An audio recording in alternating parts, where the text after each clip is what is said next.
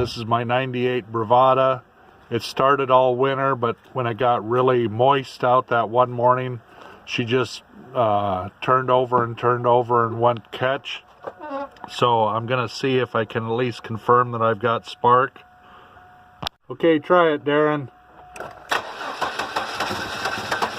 Okay, we can see that I've got spark, so tomorrow morning I'll probably check to make sure that I've got fuel pressure on the fuel rail, and then go about trying to see if we can't make it work. The biggest reason I waited until morning to check this fuel is I wanted to make sure that I didn't have anything hot that could cause an ignition when I let some gas spray out of this fuel rail. So I've taken the protective cup off. Hard for me to show you. And I've got just a little piece of hose that I'm going to try to squirt in or push into this fitting to see if I've got fuel.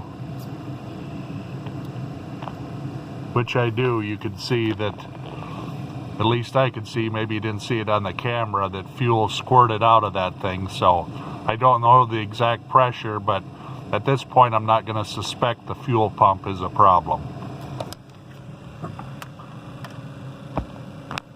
Well, the weatherman misspoke when he thought that the temperature was going to hit 48 today. I've still got ice here on these mud puddles. But what I've decided to do is I'm going to suspect it needs a new cap and rotor. So I've gone ahead and marked the plug wires with something that makes sense to me so that I don't get them crisscrossed when I take them off and put them on the new unit. So we'll find out in a little bit if I guessed right. Well, I've got the new cap and rotor in place, and I don't know if you can see how corroded this is. I really couldn't see tracking across or between them, but again, it's so cold my eyes are watering. But anyway, I can't guarantee this is going to solve it, but we'll find out as soon as I crank it over what's going to happen. But I think this was a likely place to try fixing it.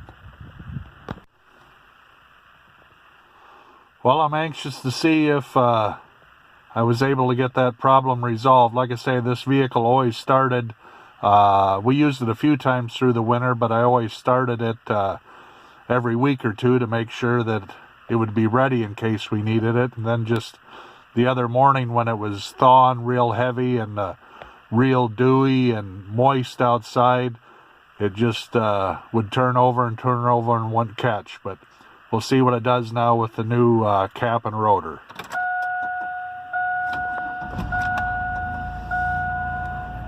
Well, she took right off,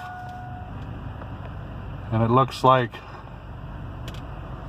yeah, the only idiot light that's left on is due to the guy that didn't fasten his seat belt here. So yeah, I think this was a good fix for us.